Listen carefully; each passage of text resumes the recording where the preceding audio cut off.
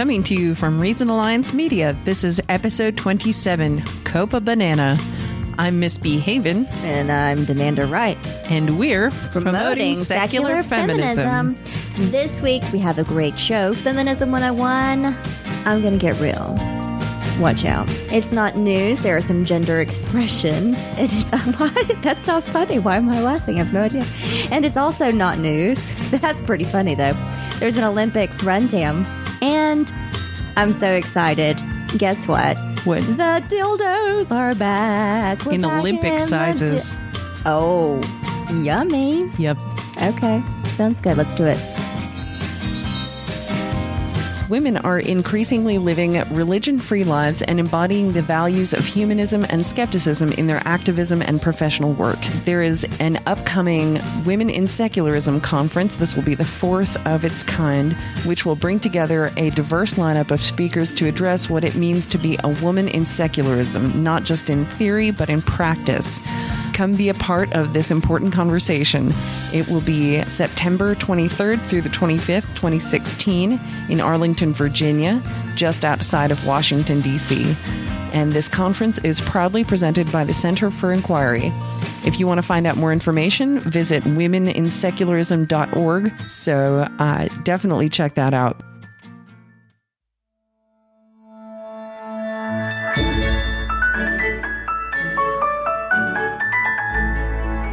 It's time for Feminism 101, when Princess Sparkle Farts, Luminescent Flatulence helps you navigate the mysterious, murky, and malcontented world of man-haters. So the segment title, Feminism 101, has always been a bit ironic. I usually approach feminism from an ideological or theoretical perspective, and I'd like to be a little more practical and direct this time. So Miss B and I are going to have a discussion about my pet peeve stereotypes about women, and then some corresponding areas for improvement in our society. How does that sound? That sounds great, because for some reason, I imagine between us, we have quite a few pet peeves about stereotypes of women. I don't know why, but it seems like we might. Yeah. Okay, here's the first one. So it really upsets me when it's very old-fashioned to say we're the weaker sex or the weaker gender, but that stereotype still persists in so many ways in our culture. The way in which it's automatically assumed that the man is going to be more physically capable than I am to do certain things. That really bothers me. Yeah, and we'll hear more about that in my stuff about the Olympics too. Oh, good. It ties right in. Okay. So I looked up the statistic because, it's not a statistic. I looked up these facts because I was interested in sort of the averages between men and women and size and strength and that sort of thing. So men, of course, as we're all sort of culturally aware, the average for men in weight and height is a bit larger than women. Men, the average is 195 and the height is about 69 inches. And for women, it's about 63 inches and 166 pounds, right? So there is some physical difference on average, right? But here's the thing. Muscle mass is muscle mass, no matter if it's in the woman or the man, right? It's human muscle tissue. It reacts the same way when you train it. So go figure. Yeah. So yes, men normally have more muscle mass than women on average, but women are just as capable of weight training. And I think there's a lot of stereotypes about women lifting weights and women building strength in that way that I think is detrimental. Because I don't appreciate and it's not sort of this issue with men being gentlemen or something like that. I think that's how it comes across. I don't want men to do things for me. That's not it. It's more in a situation of where I don't want, when I walk into a room, for someone to think I'm not capable of doing something, and therefore maybe I don't get asked to be on the local volunteer firefighter squad or something. Yeah. Right? Something like that. Right. Not someone like not my husband carrying in the groceries for me. Like sometimes I'm really lazy and that's nice, but I'm fully capable of carrying in the groceries. Right. So it's that sort of thing that I mean. And I experienced this a lot, in my background. I have some martial arts training when I was a kid. Right. And I was an adolescent. So, there were differences between the boys and the girls, but I would be so frustrated because I was just as capable of doing anything in the classroom that the boys could do. But I would hear things like, no, like we're going to let you spar, but we're not going to let you spar with this person because like we don't want to get your face messed up. Like my face was much more important than the boys' faces. Those boys could have become Hollywood actors for all we know. Like I've had Their faces are very important. I've had some black eyes and a broken nose. Like my face heals. It's not a big deal. But so it's that sort of thing that I've experienced. And it's really frustrating because when I am training or I'm involved in an activity, I expect to be held to the same standards. And even if I have to work a little harder to get there than someone that's maybe a little bigger than me, it's a size difference, not a gender difference. And I'm fully capable of getting there.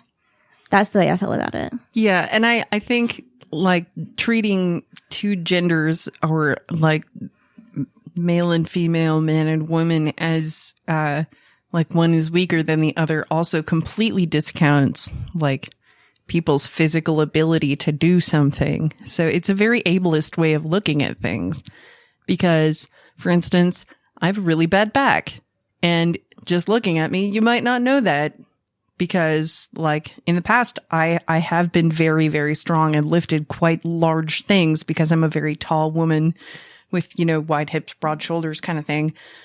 But if I did something like that now, I would do serious damage and I would get yelled at by my doctors and also probably husband because he does things like carrying the groceries for me because there's so much danger of screwing up my back like forever. Right. So. Yeah. And for me, it's an issue of for women not having the same opportunities as men have, not because anyone is being mean, but because there just happens to be these automatic perceptions of women not being as physically capable. And often we do that to ourselves too. Women will be in groups and we participate in our own oppression. Oh, imagine that. Okay, I'm going to move on to the next one. I think you get my point on that. Number Number two. So I hate the fact that women are the reproductive gender. Like we're more associated with reproduction than men are. Yeah. It takes both sperm and eggs. And I realize like the baby matures in a womb, but we're about to get some artificial wombs. So yeah. No. That's entirely possible though. Maybe, I mean, maybe. That's not the point. We might have cryo chamber babies. The point is that even men who are trying to be feminists, and this is coming from a conversation I had with God. Don't tell him I'm talking about this. Uh-oh. So even God's not here right now. Yeah, I know. Even God, who is feminist, we were having a conversation about women and, you know, how all the men around me are feminists and aren't they, you know, like, isn't it great that they're feminists? And so they needed a little pat on the back. And they were saying, yeah, like, I want women to be in leadership roles, like they're smarter than men. So it's just kind of a flip the script approach. Yeah. Right? So men suck, women are great. And I wasn't the one doing this. It's all the men around me, not me.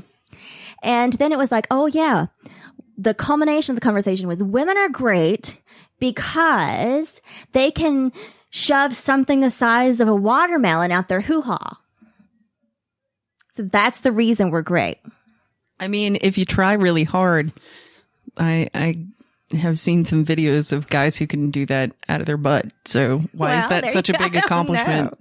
But anyway, so we're so totally fabulous and men are feminists and they're feminists because I can do something with my vagina, which is disturbing. So my question, of course, was, so I imagine as a woman who hasn't pushed anything that size out of her vagina, well, at least not a baby, then I haven't lived up to my full potential, I suppose, as a woman. Yeah, therefore less valuable. I'm not that great. Which is funny because like God doesn't have kids. No. So it doesn't want to have kids. Like this is just so pervasive. Yeah. Right? That's like when men are trying to explain why they're feminist, they resort to those kinds of arguments. Yep. Okay. They would be much better served listening to our show. Mr. Wright was in on that conversation too. And Mr. Wright and God were both saying the same thing. Calling them out. Are we on to number 3 now? Yeah. She's like, okay. You're talking about everyone in the room. I'm just going to keep talking because I'm a little nervous now. I'm doing it to their faces. Okay. So we're, of course, also known as the emotional gender. That one really bothers me. This is number 3 on my list. So first of all, I think we've talked about this before, just personally in conversation, that emotions aren't necessarily a negative thing. Like it's really nice to be empathetic and to understand other people's emotions. And actually, Mr. Wright happens to be a lot better at that than I am. I tend to be a little emotionally stupid, and he has to tell me when, people are upset or I'm, something like that. Right. Yeah. So women aren't necessarily more emotional than men. There are studies where there's minute differences in emotions. And there's one really interesting study. I just popped into my head. So I'm being a little random, but I'll tell you anyway. Women use more effective, as in emotionally effective, punctuation in social media. Like we'll add more exclamation points, like not punctuation for the point of punctuation, but punctuation for emphasis. Huh. We tend to do that more. Interesting. So, which, of course, I'm assuming is an effect of our culture where we're allowed to be more expressive. Yeah. But, I don't think that's really true either, because men are allowed to be expressive in certain ways. Like, even men can be expressive if they're angry, but not if they're sad. Yes, exactly. Emotions are gendered. And women can be more expressive when they're sad or happy, but not when they're angry, because then they'll get called a bitch. Exactly. So it's not that women are more emotional. It's like there are certain emotions we're allowed to express, and there's certain emotions that men are allowed to. Anyway, okay, moving on. We're known as the more organized gender. Really? We multitask better than men. Okay. Yep. So there's all kinds of studies about whether or not women are better at multitasking, and there is a minute difference there as well. But human beings as a whole aren't very good at multitasking. It's more like we can switch back and forth between different tasks. You can't actually do several tasks at one time. Yeah, I had actually at some point read something that said you're not actually multitasking. You're just switching between things very quickly, which people, I imagine, who are able to like visualize and imagine things, like who have better perception of what could be going on with one thing while you're doing the other thing, probably has a lot more to do with it than your gender. Well, and studies haven't found whether it's biological or cultural, but the stereotype is that, women have to, like, they're taking care of the children and they're making dinner at the same time and, I don't know, darning their husband's socks, like 3 things at one time. And so that has taught women to be better multitaskers. And therefore, in the places of employment, women are organized and they're multitaskers. And I think what often happens is women are sort of relegated to those roles. Yeah. Right? So men can be disorganized and, they're thinking big thoughts and isn't that great? They don't have to be on task. And then women will be in the role of like organizing the meeting instead of leading the meeting. Yeah. Right? Things like that. Yeah. It occurs to me too, things like secretary and receptionist jobs also would be things that are like more of mindless tasks that you can do while you're doing something else, like freaking stuffing envelopes or like organizing your contacts list or something. Like even people who can't multitask can do those things at the same time as talk on the phone. Right. So I really, and it isn't true in all cases. I'm talking about sort of very broad and general stereotypes here, but I've encountered this so often where when I walk into the room, like I'm the one taking the notes or in a meeting or something. Like, why am I doing that? Like everyone there is as capable. They probably have the same typing speed that I have. I'm very bad at multitasking. So bad. Because I'm like, I can either listen or type. I'm not very good at doing both. Yeah. So like when I'm in a meeting and somebody's saying something, I'm like, being organized, and then, I have to type this. Hang on. being organized is not opposite of also being like visionary or thoughtful or any of those things. Like you don't get to be like intelligent and sort of a visionary in your organization or group. And that means you have to be distracted and disorganized. Yeah. Right. It's not as though creative people have to be complete slobs. Miss B. Just saying. Miss B, you're talking to yourself now. I know. You're just giving yourself a lecture. Yeah. Let's move on. Okay. We're also, of course, the gender that is often more objectified. So we've talked a lot on the podcast about media representations of women, and they're really improving, and we've been really excited about certain examples of that. But on the whole, women often are valued for their beauty or their sexuality in a way that men aren't. So we're often the more objectified gender, I guess is what I'm trying to say. And, you know, it's certainly easier to age in Hollywood as a man more Absolutely. so than a woman. Yeah. You disappear between the ages of 30 and 60 in Hollywood if you're female. Why was there a fucking 60-year-old Tom Cruise in Mission Impossible? Like, where's some ageism when you need it? Yeah. Meryl Streep seems to have been immune to that. She's the only one, though. She's the exception, I think, that proves the rule. Yeah. And you know what? I don't think, and I'll have to look and see if this is actually the case, but I don't think that British actors get it as bad as far as women go, because I think that there are more roles for middle-aged women in British media than there is in American media. And I may be completely wrong, but I see a lot more middle-aged women on like British TV shows and British movies and things. And I'm curious to see whether or not it's just because there are only so many British actors. Period. And we do have middle-aged women on television, but a lot of those middle-aged women have to appear or do things to make themselves appear like they're much younger. Yeah. So there's not sort of a lot of average representations of middle-agedness. Yeah, because they all kind of have to act like they're still 30. Right. Even if they're mid-50s. Okay, so those are very broad stroke general stereotypes that I still experience quite frequently and that get on my nerves. That's just sort of the way I see the world, right? Those are the lens through which I'm viewing the world. And these are, so I can say that I'm being very practical, areas for improvement. Yes. Right? Things that I think were kind of associated with those problems. So I thought, like, how can I be practical about this? Okay. So the first is, I think we should really focus on the division of domestic labor. So women aren't just the reproductive sex or the emotional sex or even the more organized sex or gender or whatever excuse you're using, to get out of washing the laundry or putting up the dishes or whatever that is. Yeah. Poor Mr. Wright in our household, I've taken it to the opposite extreme. Like he lives with sort of, I'm like, I can't do that. Like I feel like it's anti-feminist to do that. Mm-hmm. And so he has to, he has a hard life. But really, this is a really important issue because in a lot of families, women are, of course, participating in the labor force outside of the home and then carrying more of the burden of childcare and domestic duties at home. Yeah. Even though the perception might be that that's not the case, it's still happening. Totally the case. So, yeah. Even in situations I've noted, and this is just very anecdotal. Oh no.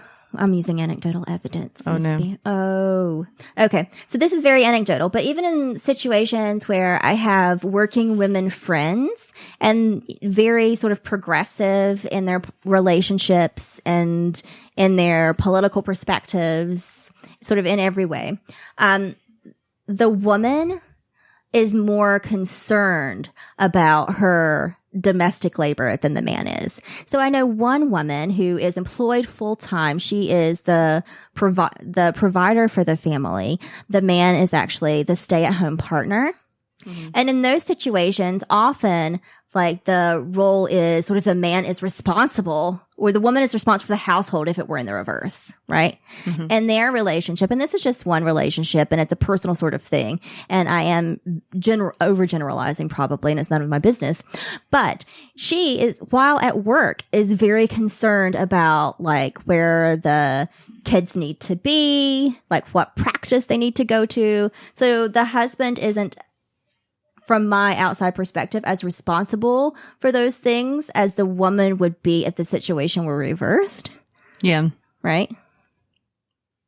Yeah, I can see that.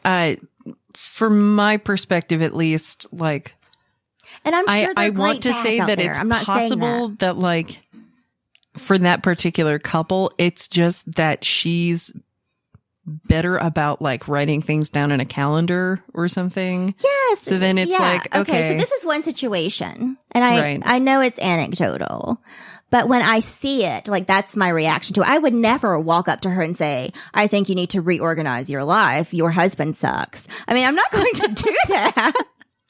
But I'm just saying, when I see that, I think if the woman were in that position and the man were working, she would actually be doing a lot more than that man is doing in this position. I mean, that's my response to it. I would never interfere in their lives and the decisions that they're making to run their household. You know, I would never do that. But that's sort of how I read the situation internally, right?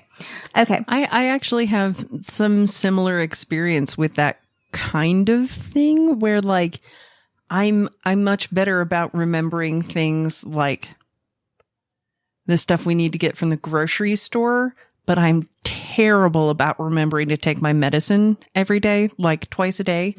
I'm terrible at remembering that kind of thing. Or like if I get busy, I'm terrible at remembering things like to eat food.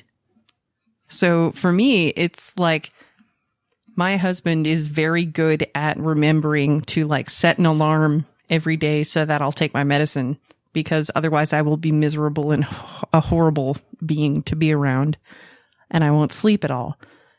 He's also good at remembering to remind me to eat. Like if I'm at home by myself and just doing stuff around the house, I won't remember to eat lunch or something. And but he never remembers what we need as soon as we enter the grocery store. It's like completely blank as soon as we walk in the door. So. Mr. Wright is very domestically oriented.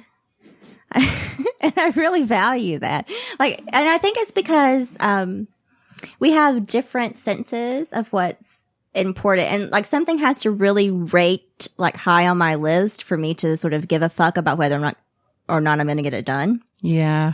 Right. And because I was in, school for so long, that usually equates to like, if I don't pass that exam or write that paper or get this published. That's the most important thing. Yeah. Like that's it. And like, I don't really give a shit if there are a lot of dishes to do or something. Yep. Like, I mean, that sounds like what? Like, why don't you put them in the dishwasher? Well, we don't have a dishwasher. We don't have, ours has been broken for months.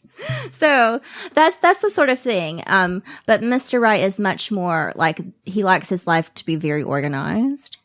And so it really bothers him. Like the dishes rank like way up here on his list of things that are important to do. Yeah. Right. Yeah. Okay. So moving on. Where I was at division of domestic labor. We talked about that one for a long time. I have to go through this quickly. We've talked about media before, and that one sort of relates to our objectification. So we'll move through that more quickly. And I'll go to, we really should be working on this glass ceiling problem. Yeah, no kidding. So women shouldn't be relegated to certain roles.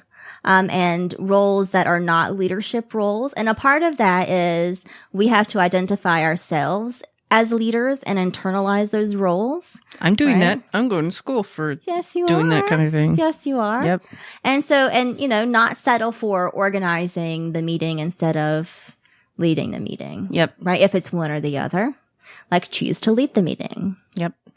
Anyway, so I think it's particularly a problem now because when you ask a lot of women, they'll say, yeah, I'm not really experiencing any like sexism or like any gender bias in the workplace. I've just, never gotten the same kinds of promotions or what, blah, blah, blah, blah, blah, right? It doesn't really feel like gender bias anymore. It's not that direct or overt. Yeah. And there is a term being used now called second generation gender bias, which is just, you know, a fancier way of saying covert gender bias. Yeah, something like that. That, you know, it seems like those issues of sexism aren't happening, but for some reason, all of the same results or problems are persisting. Which makes it that much more insidious. Right. See, I told you, I totally do that tongue click thing. What's a tongue click I just did it just now. I just did it. I do it sometimes, I'm telling you. The thing that I said that I do. Oh, you guys, never mind. Was that a social media conversation? Yes, it sure was. That was probably Mr. Wright over there talking to me on there. Yeah, I thought it was you commenting, but it was probably... It was him. Oh my God, stop it. Jeez. Okay, so the last two I'm putting together because they're often interrelated. So we have... These are the penultimate ones. Penultimate. That's such a great word. You just used it a while ago. I did. The problem with violence against women and issues of social inequality that go beyond gender. Yeah. Right? So on average, 3 women a day are murdered by an intimate partner. Dude. Yeah, not good. According to the National Center for Injury Prevention and Control, women experience about 4.8 million intimate partner-related physical assaults and rapes every year. Less than 20% of battered women sought medical treatment following an injury. That is scary. That's something that I think we probably need to talk about more in general as a society is domestic violence. There's so much shame. It's amazing how many people don't talk about it because of the influence of religion over things like marriages, I would guess. Yeah, and from the perspective of someone who's experienced domestic violence, there's a shame attached to it. I don't want to be perceived as someone who got beaten up. Like, who wants to, nobody, man or woman, wants to be perceived in that way.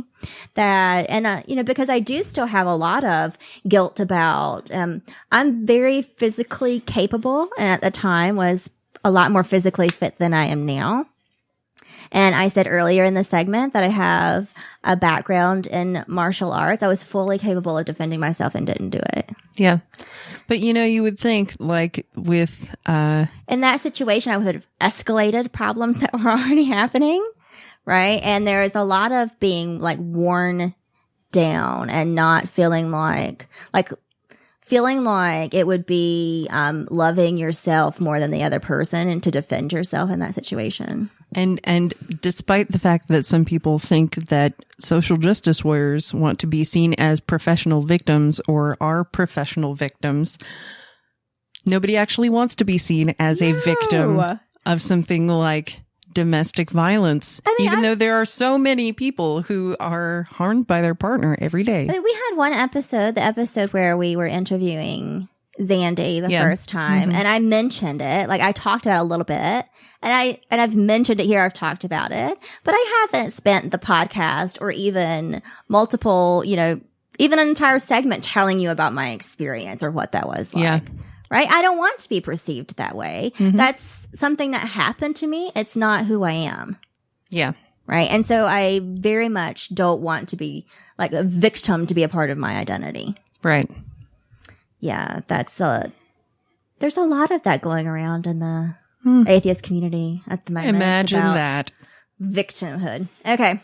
Sexual violence. We have to work on not having so much sexual violence, right? Which includes crimes that were not, according to the National Crime Victimization Survey, which includes crimes that were not reported to the police, 232,960 women in the U.S. were raped or sexually assaulted in 2006. This statistic is really old. I don't know where I pulled it from.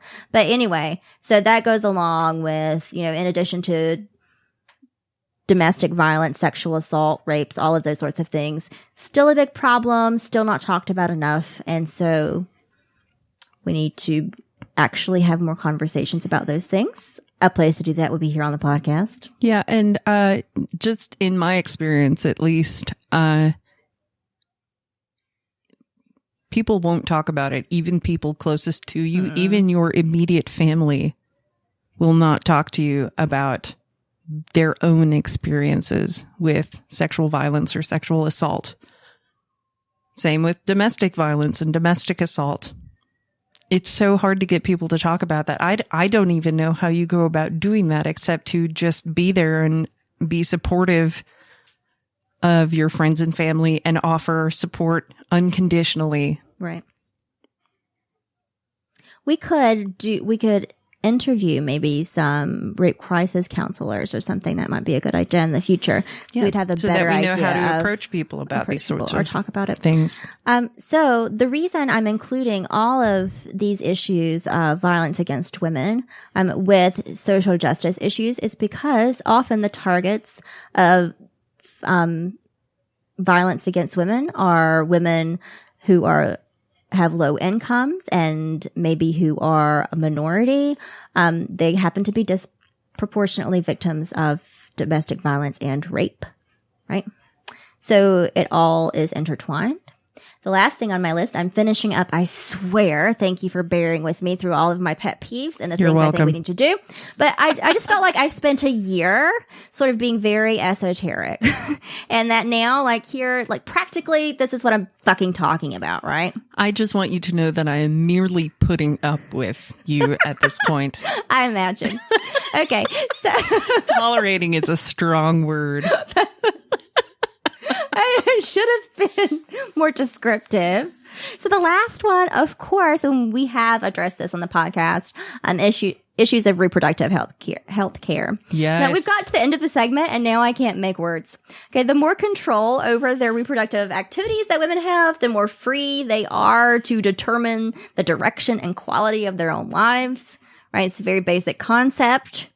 And so for the last few years, I've been increasingly worried about this, that, women of the next generation aren't going to have as much access to reproductive health care and healthcare decisions as I had, right? And with all of the really trap laws and with, fetal which age thankfully restrictions. The Supreme Court decision overturned. Yes. Yay. So that's been a very recent concern that's headed a bit more in the right direction. Although I think there is going to be sort of another sort of Republican political backlash. Like, okay, we couldn't go in the trap law direction. Like, I don't think they're going to stop. I think there's just going to be new venues. Well, currently there's a bunch of funding that should be going towards Zika virus research that is instead going into investigating abortion clinics. That's so productive. Yeah. Let's just think about how useful that's going to be. It's not. I can tell you right now, it's not. And the people who made that Planned Parenthood video have been indicted. That's where I get my roast for. I go to the abortion clinic to get roast for dinner. Yeah, Sunday dinner. Mm-hmm. Yep.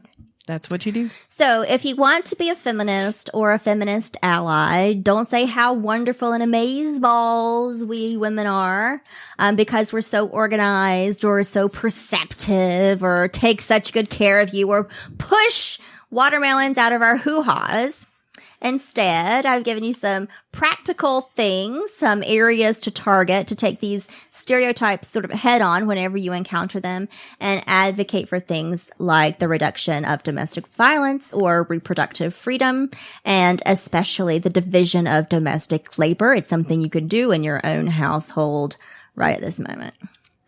I think you make an excellent point there too, is that, putting women on a pedestal makes it like so that we will have like positive sexism problems. Yes. So like, don't sell yourselves short, guys.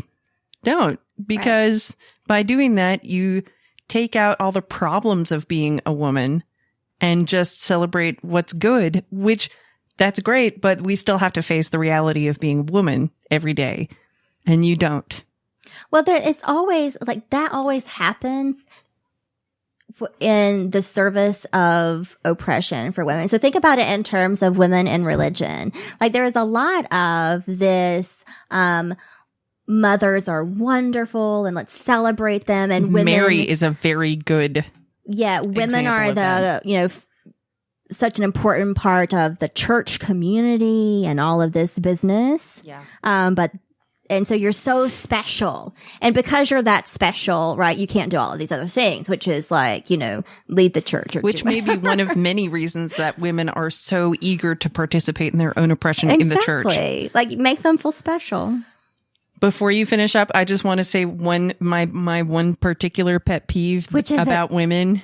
The stereotype is that two women can't do something together without fighting constantly. That we're catty, right? The catty stereotype. And obviously we support that stereotype because we can't do anything without tearing each other down and calling each other skanks and whores. And I mean, you just barely tolerate me. So I understand. Yeah. Get the fuck out of my way, bitch. And we roll our eyes constantly at Mr. Right. So that's not even an issue of toleration there. Yeah.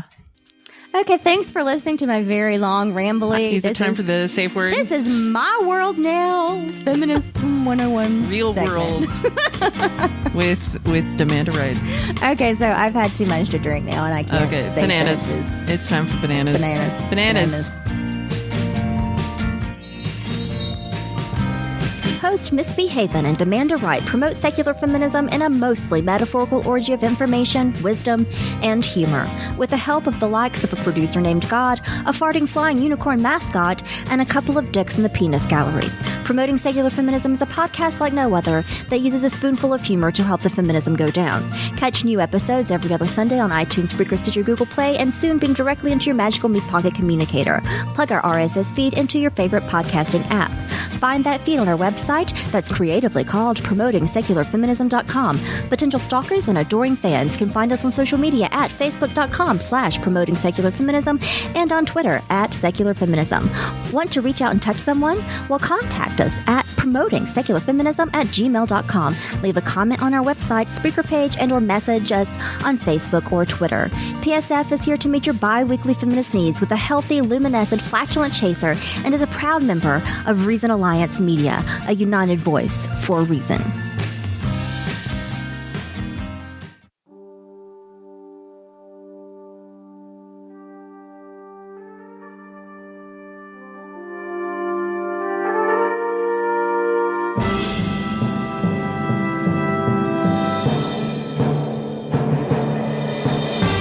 In the great hall of Reason Alliance Media, there are assembled the world's greatest secular feminist podcasters. On this show, created by the make-believe cosmic legends of feminism in the universe, Miss B. Haven, Demanda Wright, Producer God, and those knuckle-headed phallic jackanapes in the penis gallery. Their mission, to fight injustice, to right that which is wrong, and to serve all feminist kind. You too can help bridge the gap between secular and feminist communities and fight the sinister forces of ignorance and apathy. Go to patreon.com/promoting secular feminism and make your pledge and reap the rewards. For only $1 per episode, you will receive the sincerest gratitude of the PSF team, a mention on the show, and proof that God, our producer, exists, with more PSF episodes. For $5 per episode, you will get everything from the $1 level and become an honorary member of the Penis Gallery. For $10 per episode, you will get everything from the $5 level and an invitation to a monthly Google Hangout with the hosts, Miss B and Demanda, and maybe God and the Penis Gallery. For $20 per episode, you will get everything from the $10 level and a CD of PSF comedy sketches for each season you support, starting with the latest season, and downloadable digital files as well. It's Promoting Secular Feminism, a proud member of Reason Alliance Media, and its proud patrons against the Legion of Doom. This is the challenge to become a PSF patron.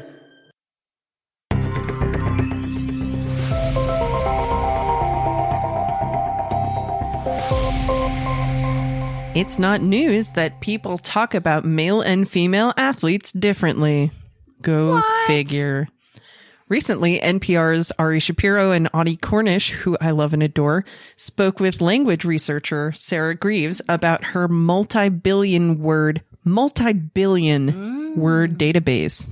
That's only half the size of my vocabulary. I mean, not bragging. Only half. At Cambridge University Press, Greaves said, quote, "We looked at the words that describe men and women athletes, and we found for women, it tends to be things like pregnant, married, unmarried." Athletes? Yes, what? Athletes. And we also find references to their appearance and their age. Whereas for men, we find things like big, fastest, strong, words relating to their ability and prowess as athletes, unquote. Huh. This for reals happens. For reals with a Z. And there was a study on some shit. Yeah. Wow. So they were talking about that there was further research being done on the coverage of the Rio Olympics. Mm-hmm. And by the time this episode comes out, they should have it published on their website, the Cambridge University Press website, which is cambridge.org. So you should definitely go check it out because I am very curious now after reading all this. There was a lot of news about the Rio Olympics and sexism. Yes, and we are going to talk about that Are in we? just a moment. Yes. Yeah. Once I figure out where this cursor is. Do you know what? What? I didn't watch any of the Rio. I know. And you know why? I started this new fucking job. Like, I'm adulting. You're adulting so hard. I don't even know how people do this adulting shit. By the time this comes out, you'll be moved into your house that you bought because you're an adult. Like a new job, buying a house. And you know what? Like, I used to be the type of person I would consume some news. Like, I would know what was going on. I could have intelligent conversations. Now it's sort of all about my job all the time. Like, I am a little obsessive. How do people do this? Work-life balance isn't a thing for me yet. I'm working on that. Usually, if I did not have any sort of access to news and things, I'd just go on YouTube and find out what was going on. Look, I worked really hard as a graduate student, but it was a very luxurious sort of working hard where work was thinking grand thoughts and, you know. I'm very much looking forward to that. That could happen on the potty. Yeah. Like, it didn't have to, you know, happen at a desk. To be in front of something who is currently judging you.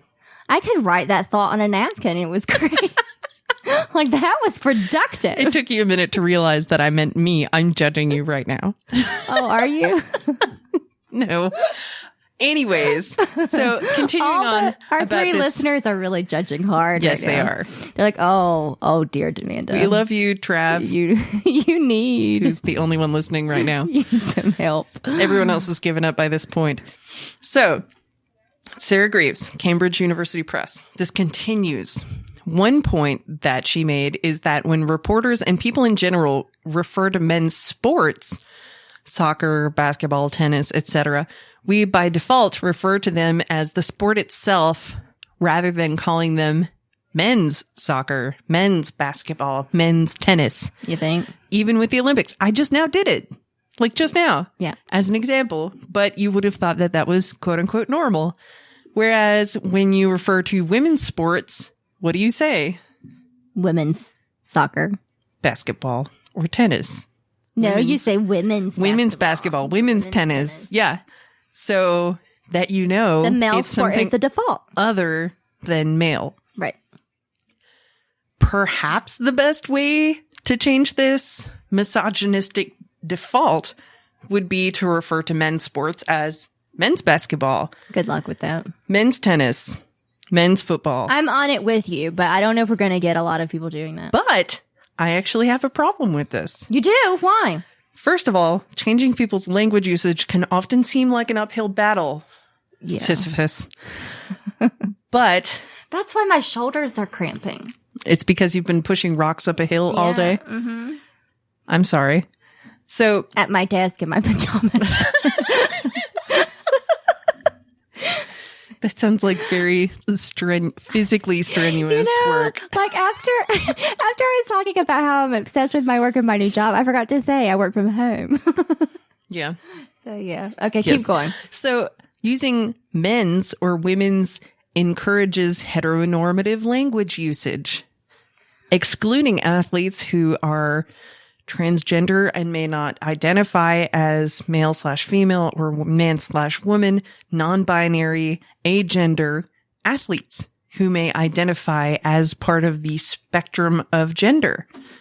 Very true. So it automatically assumes that there's the gender binary, and that can be problematic. So what's the new piece here? Like, because, like, of course, this is not news. So what's, like, this is happening still yet? And in the Olympics, is this the newsy part of this study? Part of this is that there's actual concrete research done by the podcast. Sarah Greaves. We're done. And her colleagues at the Cambridge University Press. Okay. So they actually did the research. Are we putting that in the show notes? Yes. There will be a link to these articles in the show notes. In the article, there's just some fucking on evidence. Cambridge University Press's website, it said, quote, "It would also appear that whilst returning female athletes such as Jessica Ennis-Hill look to defend their Olympic titles, more is being made in the media of recent births and marriages than their hopes for Rio.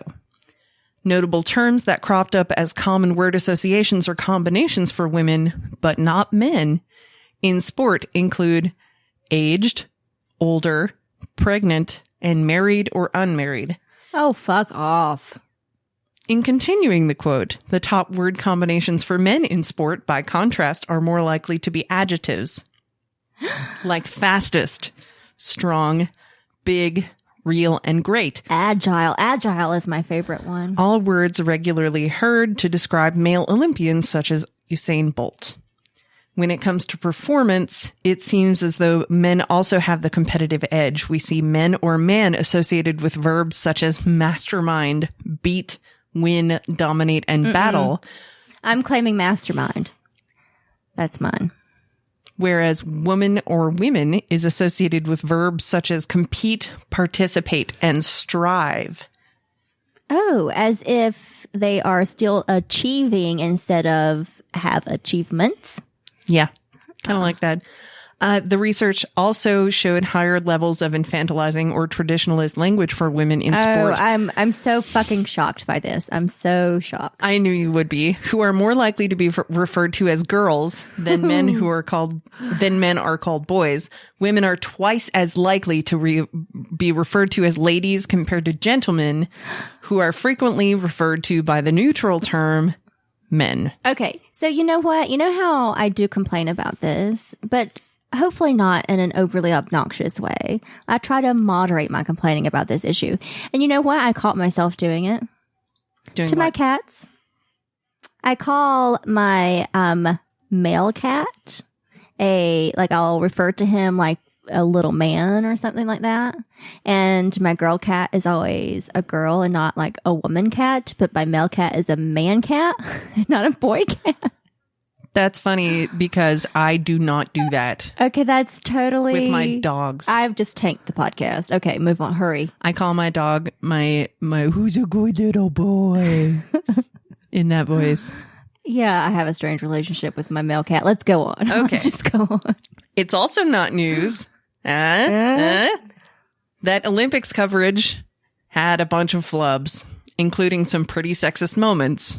Those of you who are listening, if you would like to debate whether these things are actually sexist, please email us at promotingsecularfeminism@gmail.com, and Demanda will be happy to elaborate further. Demanda is not responding to any of you. Go away. But seriously, if you want to email us something that's very controversial, feel free to do so, because I need entertainment. I have a new job now, Miss. I don't have the time to explain like basic shit to people. I'll do that then. Okay, you do I'll that. be in grad school, so I'll be thinking big thoughts on the toilet. Oh, I'm so jealous. And take a napkin. Like if you take a napkin when you have You've got toilet paper, you just need a pen. No. And because all you have is like your eyeliner pencil. So you take your eyeliner pencil and on the napkin you can use the eye, like that'll mess up some toilet paper. I have this experience. Just learn from my experience. Eyeliner pencil, napkin, toilet, you'll do your best work. I have to tell you that I do not own an eyeliner pencil, but I do own lip liner that I've never used, but is in my purse whenever I need a pen and I don't have a pen, but I have that. It's terrible. Well, it's probably an age discrepancy. I'm a little older and not as fresh as you are, Miss P. I need some eyeliner. I just use liquid eyeliner. Okay. Because it's more of a pain in the ass. You know, I heard there was an age discrepancy, but I'm going to stop digressing now. I'm just not going to finish that thought. Let's just get back on. Here's a top 10 list of the most sexist things in the Rio Olympics coverage. And this was taken from a Huffington Post article, which I will have in the show notes. I will quote what is a quote from that article. Quote a quote? I will quote a quote. Yeah. Let's do it. Okay, number 1. When Simone Biles finished her amazing uneven bars routine, the NBC reporter said, quote, "I think she might even go higher than some of the men," unquote. This is particularly strange since men do not compete in uneven bars, so the comparison is not only sexist, but also just outright odd. Stupid. They have parallel bars. They have the high bar. They don't have uneven bars. So why would you even make that comparison? They're completely different events. I mean, I do understand getting put in front of a microphone and saying stupid things. I mean, that's kind of what I do on the podcast. But like that, it is sexist. So you flubbed. You were sexist. Yeah. And continuing, for that matter, there are still very different gymnastics events for men and women athletes in the Olympics, with the men's events emphasizing upper body strength over tumbling, women's events emphasizing tumbling over upper body strength. Although the uneven bars, in this case, the uneven bars is the women's event, which probably requires the most upper body strength. You know what? I would like to see more men tumbling. I was just about to say that. I was like, I really want to see men dancing and tumbling to music in floor exercises, and not just because it's one of my favorite events. It is my favorite event. Love it. I do too. The sparkly outfits are so great. And the booty bump. Do you know what that Yes. Yeah. The booty bump. Of course you have to love that. Yeah, it's great.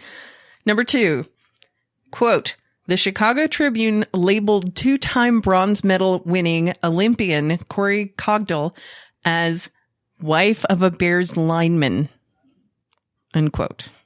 Because it doesn't matter to local readers that she's one of the best trap shooters in the entire world, just that she's married to a Bears lineman.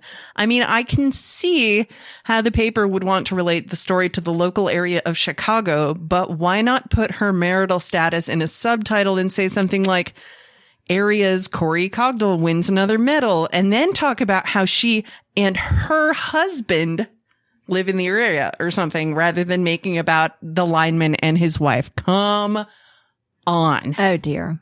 I do frequently go around town saying I'm Mr. Wright's wife. I mean, that's wife my of Mr. Wright. Wife of Mr. Wright. That's my greatest achievement. I'm going to make Mr. Haven start to say husband of Mr. Haven. No. I mean, poor dear. He does feel Whatever. like he's often Demanda's husband. So if you meet him, don't call him Demanda's husband. Okay. I'll say that when I meet him. Don't. Oh dear. This has been another whiskey-fueled podcast. By there is no whiskey happening at all right now. I just want you all to know we're just the same without whiskey. Number 3, quote, "Everyone is making a big deal about U.S. Olympic gold medalist Dana Vollmer having a baby more than a year ago," unquote. No, sorry. She pushed something out her hoo-ha. "She'll be the first woman to win a medal after having a baby," the NBC commentator said. A tweet from @Victoria89Noir put it nicely, which said, quote, "Had a baby 16 months ago, but she hasn't lost her edge," unquote. Y'all, I didn't realize having a baby made you an invalid. I can understand the whole, like, you had to change your routine up because you were pregnant. That's legit. You also have to change your routine up when you have a stomach virus. Right. Yeah, that is a very similar equation, I would think. The nausea in both instances. Yeah. I mean, you're not going to be swimming in a pool when you've got diarrhea. Oh. You're not. Okay, now. I just saw that. That's unfortunate. Number 4. Quote, I'll stop talking about bodily functions. Quote, when 19-year-old... Never will be when that happens. Yes. When 19-year-old Katie Ledecky was busy breaking a world record in the 400-meter freestyle by nearly a full 2 seconds, NBC commentator Rowdy Gaines said, "Some people say she swims like a man." Unquote. Not to mention the newspaper headline that said in large letters, quote, "Phelps ties for silver in 100 fly," while the smaller headline said, quote, "Ledecky sets world record in women's 800 freestyle," unquote. Oh. Dude, I watched that happen, that record for the 400-meter freestyle. Uh-huh. She was swimming the opposite direction of the other people swimming. She was so far ahead. She was so far ahead. She was swimming the opposite direction. And people could see, like the people swimming could see her swimming the opposite direction. How fucking intimidating must that be? That's pretty impressive. And the headline is Phelps ties for silver in 100 fly. And so many he's people... very famous, though. Like, you know what people are going to say? He's very famous. I was going to say, many have used the excuse that Phelps is a household name and his name will sell papers to defend this headline. Because first of all, one headline is going to sell the whole fucking paper about one Olympian. But also, if more newspapers reported on Katie Ledecky's world record-setting swims and the fact that she was the first woman to win gold in the women's 200, 400, and 800 freestyle races in 30 years, maybe she would become a household name. Maybe so. Maybe. How about the same for all the other... How do you think Michael Phelps became a household name? Other women in the Olympics, too. I mean, for goodness sake, our fucking gymnastics team. On point. I believe they rocked. Although I didn't see it, of course, but I'm learning all about it now. Yeah. Yeah, there's a whole other thing about how, like, people got so pissed off about Gabby Douglas not putting her hand over her heart during the national anthem, but Ryan Lochte and his buddies start a fight at a gas station, and it's, oh, boys will be boys, no big. Okay. Yeah. Number 5, quote, immediately after Hungary's Katinka Hosszú broke the world record in the 400-meter individual medley, That's my new favorite name, Katinka. Yes, that is a great name. I love it. NBC announcer Dan Hicks immediately focused the attention on and gave all the credit to Hosszú's coach and husband, Shane Tussup, saying he was the man responsible for her performance. He's since defended his comment, saying, quote, it's impossible to tell Katinka's story accurately without giving appropriate credit to Shane. Unquote. I saw this happen, and I can just say... I'm just going to keep talking about Mr. Right because he's not participating. You could have kept the camera on her for the fucking 10 seconds she had to celebrate after that, rather than immediately going over to her husband, so we didn't even see her own reaction on her face. When she set a fucking world record. You do realize, though, that this is why people hate us, right? Feminists, as in we. Like, they just want to watch their fucking Olympics, and they're tired of you telling them shit about their Olympics. You're very right, and I agree, and I would have said the same thing, Miss B, and I'm totally supportive of your position. I just want to watch my fucking Olympics. Like, people just hate us. Just for this. Like, like, we're not complaining for no reason. I wasn't the only one pointing this shit out, though. There were but people hate us. Thousands of people making these observations, also, which is why it was on the Huffington Post. There was also my husband sitting right next to me going, what the fuck? Why are they showing her husband when she just set a world record? And Mr. Haven is the arbiter of all things reasonable. I do agree with that. Yeah. So, I mean, I also would not call him the person responsible for her win, since she was the one in the pool. Unless he's got telekinesis, which I doubt. Maybe. Well, then he better prove it. Until he does, he's not the one responsible, ultimately. You're skeptical. Number 6. As you may have heard on the Atheist Avengers episode on which PSF were guests... No, that's not the name of that podcast now. They're changing the name. Do you know what the name of their podcast is now? The podcast which shall not be named? The podcast which is not PSF. Oh. As you may have heard on the podcast, which is not PSF, on which PSF were guests, women may Frequently. have differing preferences on what to be called individually as a group. Some people prefer just women. Others may prefer ladies. I prefer WOMYN.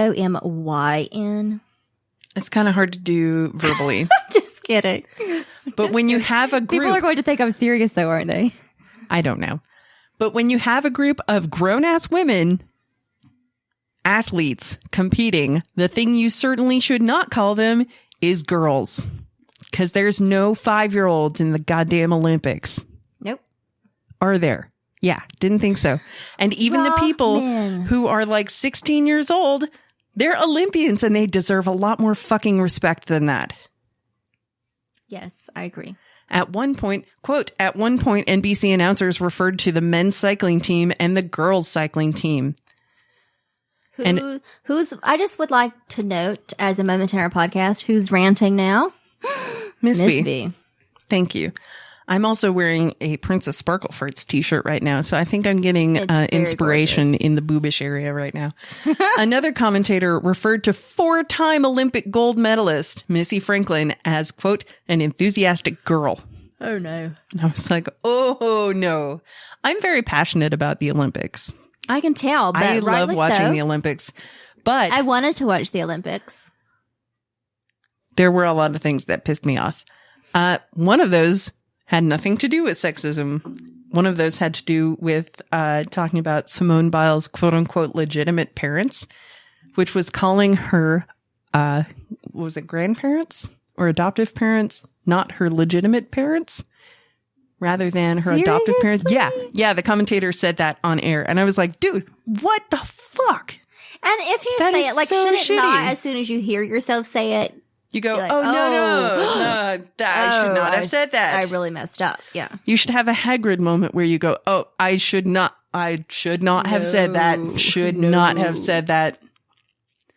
But I guess in the effort to continue saying things for 13 billion hours, that I guess you'll say whatever just to keep going, like we do on this podcast. Yeah, we're getting into Smalley territory here. Number 7. Quote, in between dominating the competition, the U.S. gymnastics team talked to each other on the sidelines, most likely not about boys in makeup, but if they were, that'd be fine too, but probably about how they were leading the rest of the world by nearly 10 points.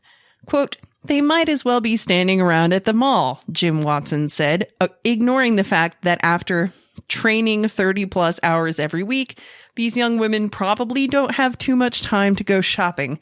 His response to criticism was even more cringeworthy, saying, don't boys hang out in malls too? I did. Oh, please. Because literally the greatest women's gymnastics team in the world at the Olympics, waiting for scores and or to get to their next event, just hanging around talking about boys or makeup or movies or whatever the fuck it is that people say women talk about. If it were me up there, I'd be talking about dildos. But one could only assume that because I spend 30 plus hours a week training hard for this damn podcast. That's right. I practice saying dildos. Don't ever doubt it. All the time. It's very difficult to say all those dildos when I have those sketches are should be an Olympic sport. They should be. They will be. That's right. Number 8. Quote, NBC's chief marketing officer John Miller declared that women aren't into sports, but they're very into reality TV. When explaining the network's tape delaying and packaging of the Olympics, Miller said, quote, the people who watch the Olympics are not particularly sports fans. More women watch the games than men, and for the women, they're less interested in the result and more interested in the journey.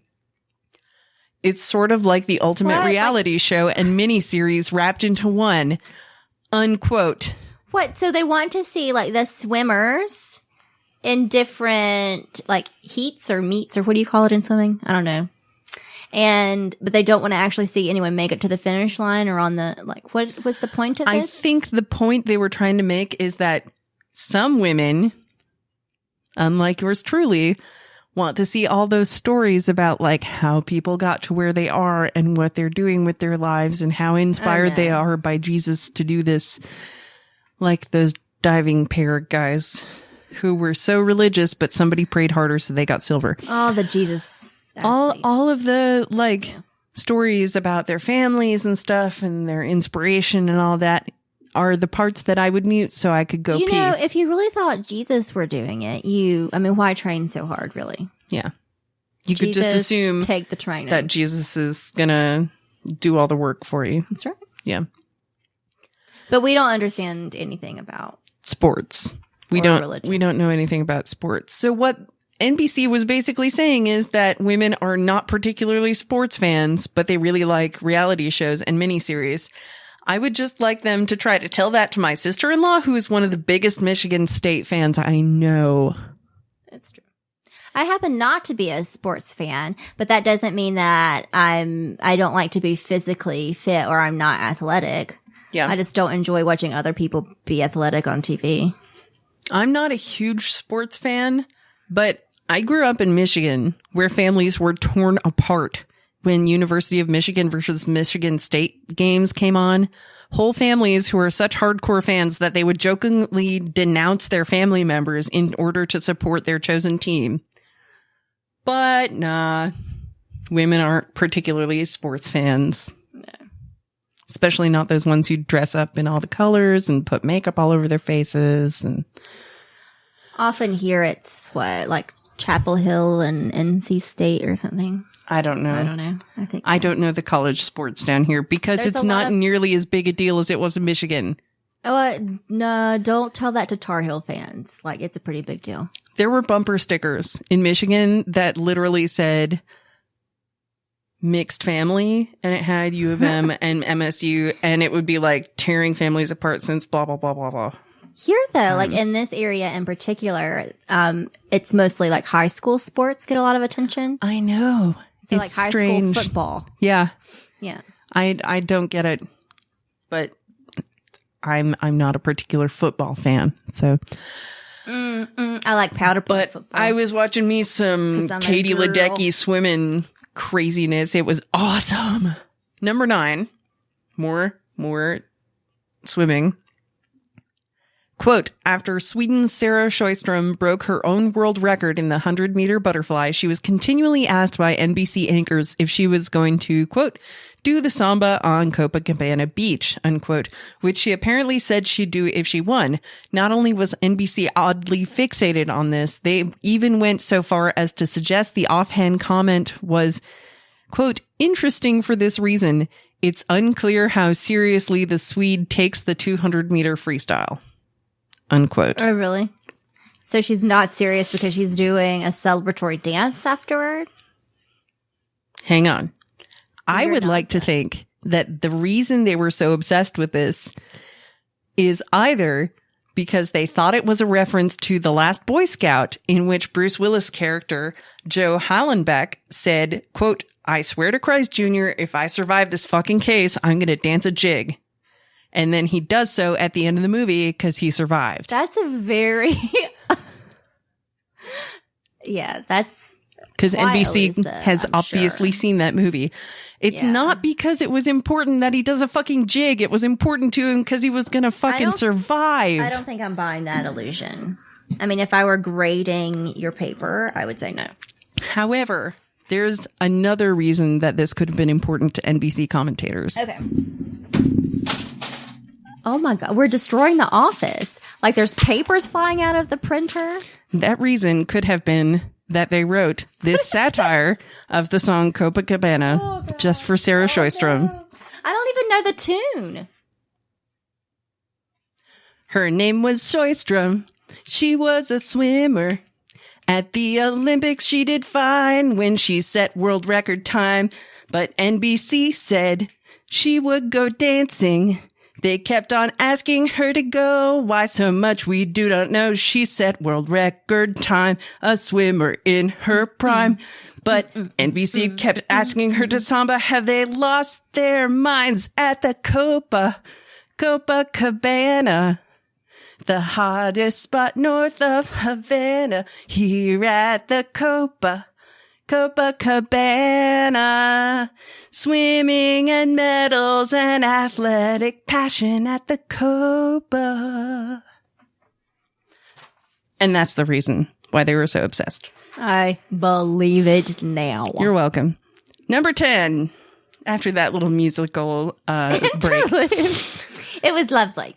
Number 10, quote, Rio promises the sexiest ever Olympic opening ceremony with a source saying there will be, quote, lots of nearly naked women doing the samba. The costumes have been designed to show off as much flesh as possible, which means as little material as they can get away with. They added that, quote, this is Brazil, after all, where the female body is celebrated like no other place on earth. Seriously. Please hold for head to desk. Little bikinis are only a thing in Brazil. In Brazil, where you can barely get contraception or abortion even when you're infected with the goddamn Zika virus. Yeah, that sure is celebrating the female body, all right. Mic drop. The end.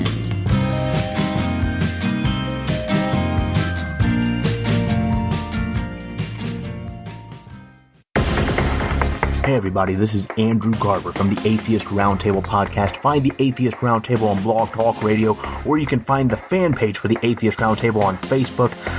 I'm here to tell you about the most amazing event coming to us in 2017. It's going to happen on April 21st and 22nd. It's going to happen at the Crown Plaza Hotel in Hickory, North Carolina, and it is ReasonCon 3. ReasonCon is the most amazing event that you will ever see. It is so freaking awesome. Already, we have amazing speakers lined up for ReasonCon 3, like Lawrence Krauss, Matt Dillahunty, Aaron Raw, and Callie Wright will all be at ReasonCon 3. So many more people will be there. Just go to reasonnc.com so that you can be the first to know when people are added to that roster. Every year, ReasonCon is the time when you can meet some of your favorite podcasters, and I can guarantee you that ReasonCon 3 will be no exception to that.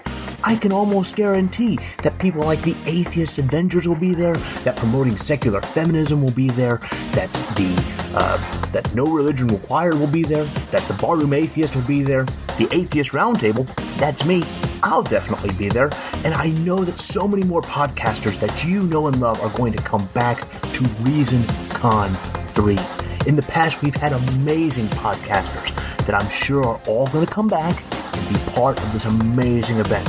Go to reasonnc.com to make sure that you can find out when your favorite podcaster gets on that roster.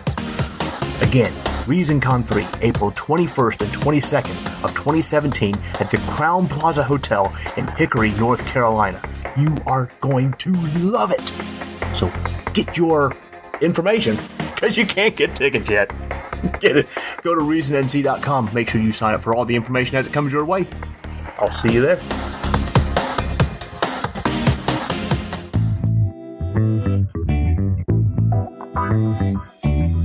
Are you someone who likes dildos? Well, come on down to Dildos, Dildos, Dildos, and More Dildos and Anal Beads LLC outlet store. We got dildos. We have the largest selection of dildos in the Northeast, outside of Manhattan and parts of Atlantic City. And now you are welcome to enjoy any of our gigantic selection of dildos, now with special event dildos. In celebration of the 2016 Summer Olympics in Rio, Dildos, Dildos, Dildos, and More Dildos and Anal Beads LLC outlet store has partnered with Sexy Business Times Sex Business Toys for Business Leaders Sex Toy Manufacturing Concern Incorporated in crafting special commemorative Olympic dildos. Choose from a huge and ever-growing selection of Olympic-themed dildos and dildo-related products, like the Olympic Javelin Dildo, 2.6 meters of hygienically safe hard plastic to throw into whatever consenting orifice which wishes to receive your Olympic-length sphere of destiny. Or how about the Olympic Table Tennis Dildo? Knock around some balls with this insertable replica of the Olympic-approved table tennis racket. Buy now and receive 4 insertable ping pong balls to stuff into whatever gender non-specific orifice you prefer. We got dildos themed for each and every officially approved Summer Olympic event. Olympic canoe slalom dildos, Olympic water polo dildos, Olympic trampoline dildos, Olympic taekwondo dildos, Olympic gymnastic rhythmic routine dildos, archery dildos, modern pentathlon dildos, and cycling track dildos. Want a dildo that you can fit on the seat of your Olympic mountain bike? Pedal on over, because we got you covered. Want to know what it's like to win a perfect score by coming in tandem with your partner? Try out Olympic synchronized swimming dildo. Come on in, the water's fine. Feeling brave? Try our special extra large Olympic equestrian event dildos. It's time to say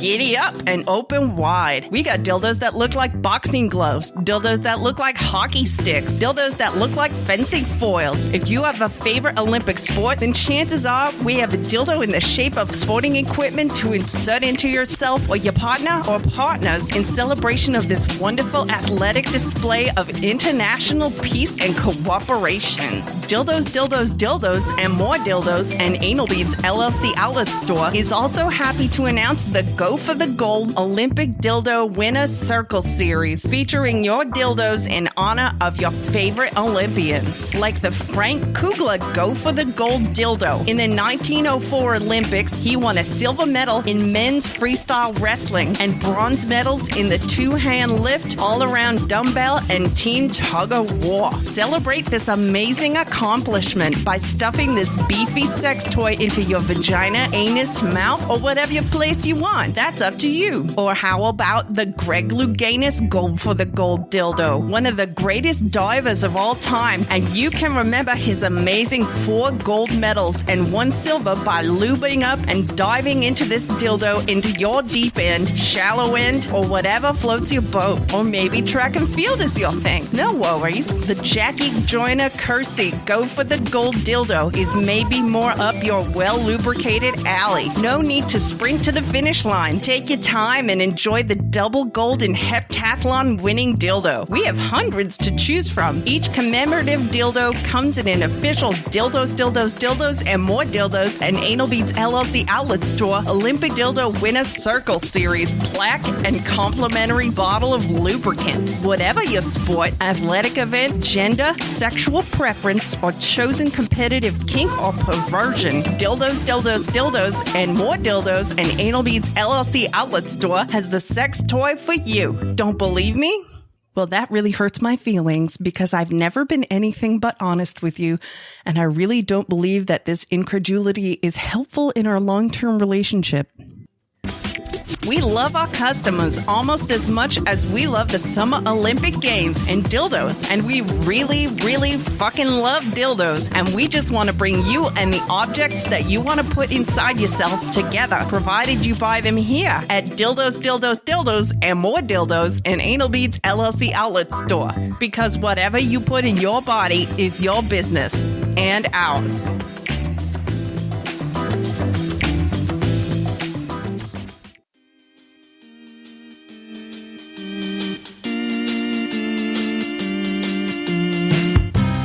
Thanks for listening to PSF, Promoting Secular Feminism.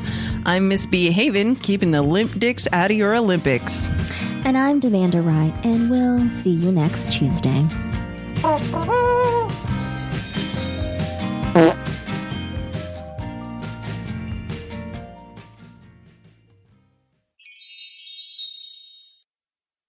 I have a problem with honesty.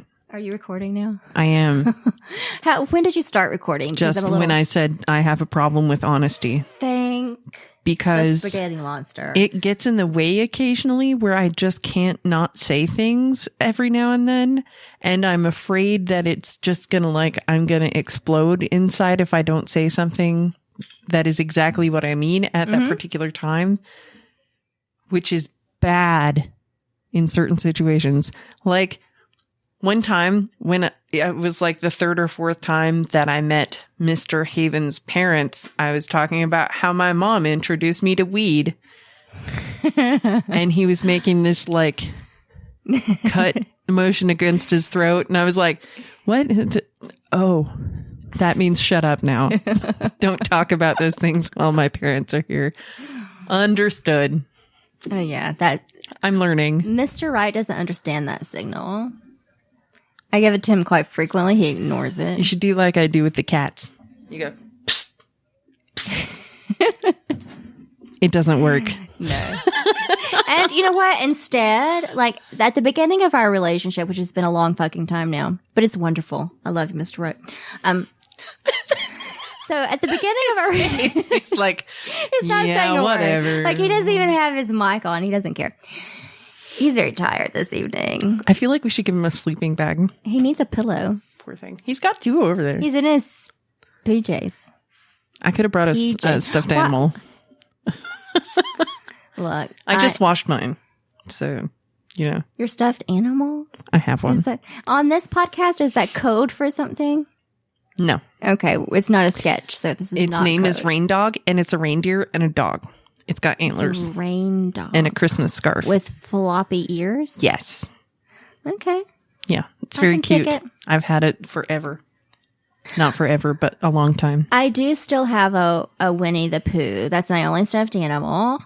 And I've had it since I was toddling about. And I was very demanding even then, if you can imagine that. Aw. Yes. Little So baby Demanda. I would take the Winnie the Pooh and I would make people wrap it in a baby sheet.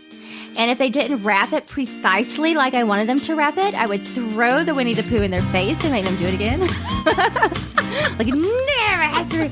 I was a little OCD about the wrapping of the Pooh. Oh, man, that sounds amazing. Wrapping of the Pooh is my new theme song. Aw. That's cute.